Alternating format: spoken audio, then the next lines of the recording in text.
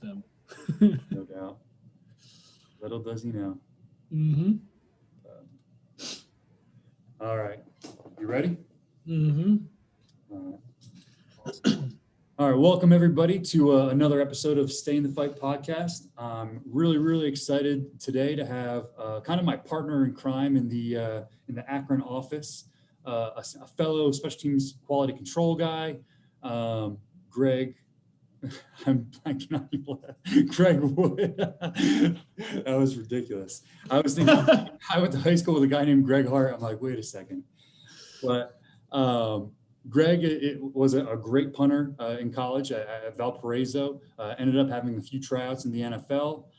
Actually got into the professional world and corporate career, and then just kind of decided that wasn't good enough and wanted to get into coaching. And definitely has a really unique story that I think will resonate with a lot of people. So, Greg, thanks for coming on, man. Yeah, thanks for having me. Absolutely. So, tell us a little bit about your background. I kind of touched on you being a punter, but tell us a little bit about your experience and what was it like getting some NFL tryouts and all that stuff. Well, it was great, obviously. I mean, to go back to when it began, as kicking and punting became something that would help me get into college. It's something I started really focusing on and going to those summer camps with Coles and a number of other camps just to help me refine that technique. As a younger kid, I always wanted to be a quarterback like everybody else, but by the time I was in high school, kids were getting stronger, taller, and faster than me, and the only way to stay on the field was to be the punter kicker. And a fun story in itself, I grew up on a horse ranch just north of Chicago, about 35 miles. And my dad, he built a field goal post out of 2x4s in one of our back pastures. And I started using that, with friends to like play games, but kick field goals. So I had been doing it since I was 9 years old, 8 years old, something like that. So by the time I got to high school, when they said, "Hey, who wants to kick?" I had 7 years of experience more than the other kids in high school. So it was something I realized sometime in there that it was something that could give me a future. And, I had a strong desire to stay close to home, sometime within 2 hours. And so Valparaiso was just the perfect place. Took a tour, loved it, would recommend it to anybody. One of the best, 4 years of my life. And while I was there, I had the idea of being a finance major. That's kind of what I wanted to get into. So like you mentioned, ultimately, after all this, I did go into the corporate world for that degree. But again, it was, something that while I did the weightlifting program and ate right, all of a sudden I was playing better than even when I was in high school, obviously, and growing. And so it led to a couple tryouts. It led to some exposure, made it as far as mini camp with the Bears in 2013. But unfortunately, the next year when I was training and trying to break into the league, I had an injury that essentially ended my career. So that's when, from there, decided to go into the corporate world. Went to a company close to home, started as a financial analyst, worked my way up into the marketing department, was there for 3 or 4 years, went to a new company, which was a pay raise and a title jump up. And, just was climbing the corporate ladder. I'd done it, I guess, then for about 6 years. And there just came a point where I truly missed the game. After the injury, there's thoughts that you have, and I'm sure there's many guys who listen to this will feel the same way, that you almost want to distance yourself because you failed, right? It's just tough. It's a tough thing to cope with and to grapple with. And, so I just went straight into the corporate world and went away from it. And gosh, sometime around 27, 28, it just, it started coming back. So I started volunteering at high schools and helping out with their punters and kickers. And that led to talking to other people. And somebody informed me what the scoop was. And I remember the day I looked at it. I was at work on my lunch break, extremely upset with a decision made by my bosses. And, someone had mentioned it to me, and I'm sitting there looking at my phone, and I thought, man, this is the stuff I want to do. Like, I would do that job. I had no qualms or pride or anything like that would stop me. And I saw an ad and applied for it and ended up getting the offer. And that's what actually took me from corporate world to coaching. That's awesome. So, like, when did you know you wanted to be a football coach? Was it during the time that you're volunteering and helping at the high school level? Was it something that you were kind of thinking about before that? People had mentioned to me they thought I could do it, but it was that first season volunteering at Palatine High School just outside of Chicago. Working with a buddy, helping these kids out and teaching them. It was just, there's just something different about standing on a football field, right? Wasn't wearing those dress shoes and slacks and a tie, and I was comfortable in my sweatpants. It was just one of those things where you get those memories and that like at home feeling, and it was a feeling I had chased corporately and I just never found. And that was the moment I decided to start looking. That's awesome. So what were your first steps to break into the profession? Like, how did you go about getting a volunteer job at the high school level? I actually had what started this. I actually played a couple years of semi-pro, just beforehand, and like I said, missed the game. So it was just something that helped me get back in shape. I had the corporate world really drags you down when you sit in a chair all day. So I wanted to get back in shape and test myself. So I was kicking a little bit and having some fun with that. And I met a guy through that team who coached at that high school, and that's what started me. Him asking me to come by and help. And then from there, learned about the scoop. And I actually, and I've heard this because I've had friends who are alumni from Valpo, as well as other friends who are in college coaching, that, you need to be connected to get the job, or you need to do this or that. And quite honestly, the first job I got at Carroll University, I didn't know anybody there. I didn't have any connections to the university whatsoever. I believe I had a strong resume, which I got help building, and, just applied. And I'll tell you what, it wasn't the first one I applied to. It was probably the 35th. And it was probably the second person to even call me back and the first one to actually call me in for an interview. You just never know, right? Like it's just one of those things. Absolutely. So that kind of springboarded it also. Kind of recap your career. I know it's been short just because, you got in pretty recently, but so from high school went to Carroll, and then tell us a little bit about Carroll and then where you've been from there. Yeah, I mean, Carroll University was a great place. It's a small little D3 school up in Waukesha, Wisconsin. And I was really lucky to allow them, for them to want to bring in somebody who could do just special teams. Like I said, punter kicker background. I hadn't played any other position since 14 years old. So it's something I knew and I knew well. And at the time, the head coach, he kind of managed all the special teams, but would give a singular special team to each of the staff. But found that maybe wasn't effective or what he wanted to do, and it was just the right place and the right scenario, and the right mold fit, whatever that may be. And he allowed me to take over all the special teams as well as coach the kickers and punters. And so a full season of that was great. Getting your your feet wet in it, I guess, your chops. I mean, I learned a lot. Every game was like part of that scouting stuff and learning formations. Like I came in with ideas of things that I had played with that I had seen be successful, and that's what I wanted to do. And my team molded, and formations and all that kind of molded throughout the season. And I was actually really excited for that second season at Carroll. They also had, I guess, promoted me, for lack of better word, to also linebackers coach. But obviously this, the COVID and the pandemic made spring ball disappear. So I didn't really get to do any of that, which was unfortunate. But in those months when you're sitting at home and you're recruiting and looking at film, obviously I stayed in touch with the Scoop, and saw that there was a position at Akron for special teams quality control. And if the ultimate goal is to get as high as you can in this profession, why not apply, right? And so that's what led to that application, that interview, and then ultimately working with you here at Akron. Absolutely. So tell me a little bit about, you're in the corporate world, you're living in Chicago and, making money, doing things that you want to do, that real people do. Yeah. What made you leave all of that to, make no money? And, tell us a little bit about how much were you making at Carroll? What was rent like? How are you surviving? And same thing with Akron. It wasn't easy. I'll tell you that. There's a number of things that came into that decision and a number of things that even made it possible. I was making a salary and I was working my way up the corporate ladder, and it wasn't anything to scoff at. I was living a comfortable life, right? I could have lived that life and just steadily climbed for another 40 years.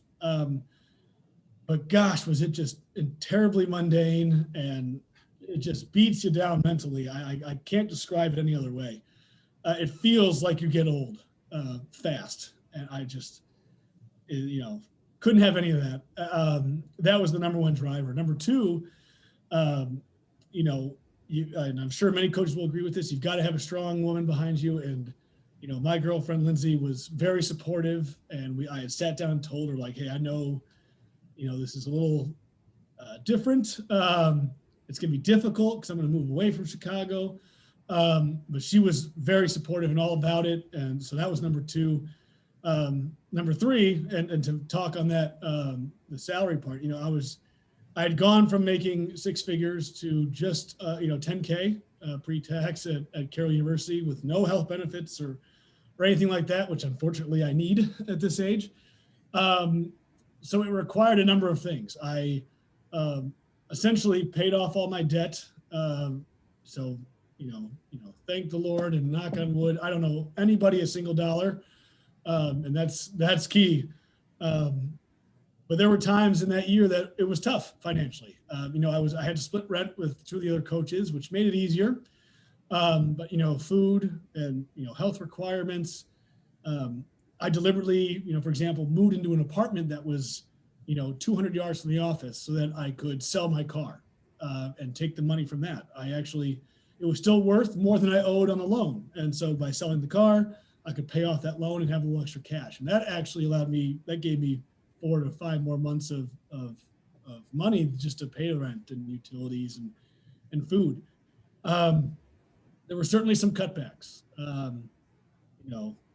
Not as much, Buffalo Wild Wings trips or beers as I would have liked. A lot more of the Aldi trips and rice and chicken and peas, for days at a time, right? You had to give up a lot of things. I sold a lot of my possessions, again, just to make the ends meet. So if you saw a lot of my stuff on eBay, that's where you're going to find it. It was difficult, right? And it's, and it's something you can attest to. It's even more difficult now. Even after Carroll, I took this job here as a volunteer job, and it's, again, it has its ups and downs. The down being the financial part. It's even more difficult than Carroll, and obviously COVID and the pandemic has made it harder. But in my mid-20s, I was not stupid. I was smart with my money, and like I said, paid off debts and saved it. And I've essentially said, hey, I'm going to do this until the savings run out, and just hope that within that time period, I can find a job or a place that's willing to give me a chance and make you a full-time coach. Absolutely. You have any good stories from this time that you're going through right now? Just making a little money and scraping pennies? A few. With my old car before I sold it, it was within Uber's limits of what you could use to drive. So plenty of nights of Uber driving in Waukesha and picking up one of my own players or two that, at a bar or something, and they didn't realize it was me. Those were always fun, right? After that, I tended to just go to the next couple towns over to Uber rather than doing that town. Door dashing, I did that too. I've had to take jobs with, like at Carroll, I took a job with the Waukesha County to essentially oversee the softball leagues, the t-ball leagues for the county. So, a lot of time sacrificed just to make ends meet, and go from one office to the next, and then go home to sleep and repeat. There was some good stuff like that. Obviously, selling the car was the tougher part, but nothing too funny. But I'm sure there are other stories that would be better shared over a beer. So no doubt. No, that's awesome, man. I definitely appreciate your sacrifice, and I think that's one of the reasons that you're going to make it.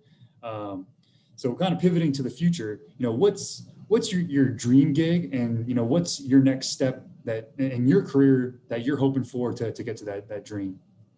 Yeah, that requires just a small backstory. So my father is a University of Michigan grad, and so is his father, my paternal grandfather. 80 and 56, I believe. And so at a very young age, I was brainwashed to be a University of Michigan fan. We had season tickets, so I've been to dozens and dozens of games. So obviously football being a big part of my life and being around it, getting this profession, there's not anything I would rather, do than be the special teams coordinator at Michigan.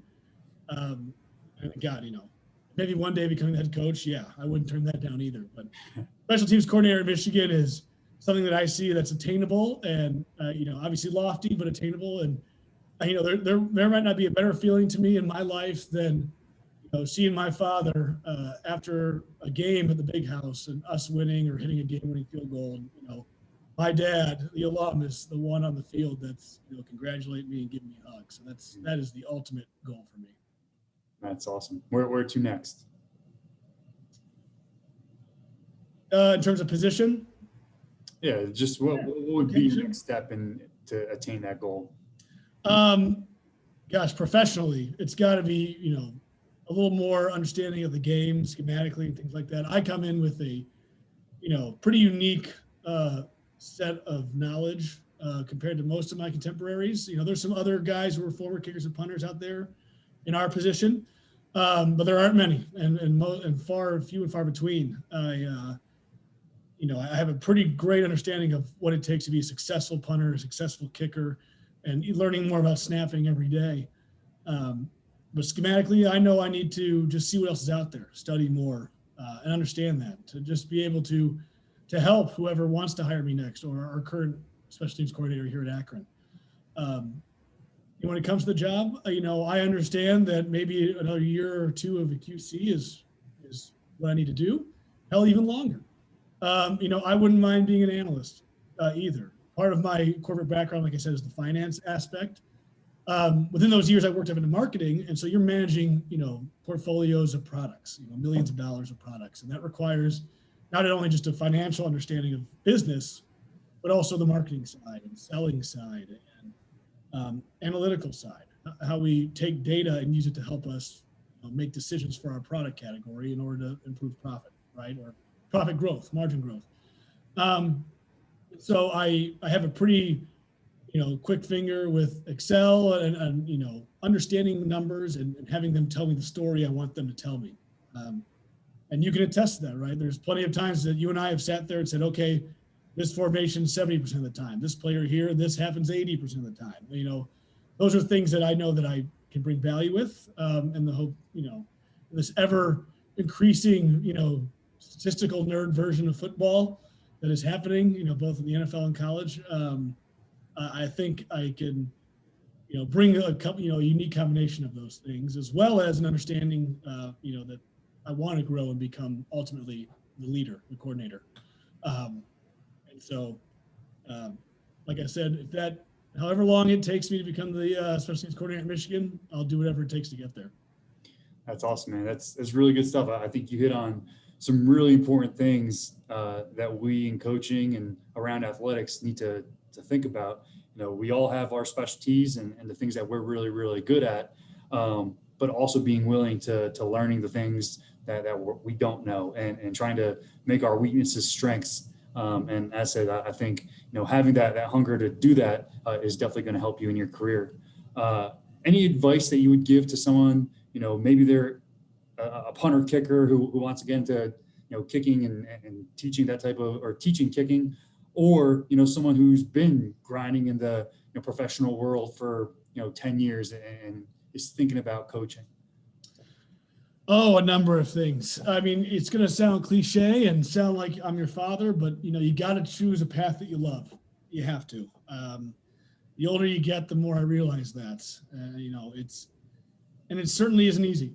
And I've found that to be the case. Like we've talked a couple times here. It's this: once you find what you love, it's worth fighting for, even if it's hard. So, if what you want to do is become you have a kicking background and you want to coach high school kids, whatever, volunteer, do whatever it takes, go do it. I mean, you make the effort. If you want to break into the college ranks, don't give up. Keep putting in what it takes to get there. Like I said, Carroll University was like something in the 30s of places I applied to before I found the right one. But I think the biggest advice you can do is I can give is you can't do it alone. I like to think of myself as an introvert, self-sufficient, can write my own, manage my own checkbook and change a tire, but you can't do it alone. You just can't. You got to have, like I said, a strong partner who's understanding and willing to go on this journey with you, as well as, family. You've got to embrace all the help that you can get. There's a lot of pride in this business. There's a lot of guys that come with a competitive edge, and that, the pride that they can do it themselves, they can win on their own or succeed in that way, but you just can't. And no one can. I haven't met anybody in the profession who has done it alone. You just can't do it. So be open and willing to take all the help you can get, all the support you can find, and embrace that this is not a journey that you will ultimately do alone. Yeah, that's awesome, man. So true.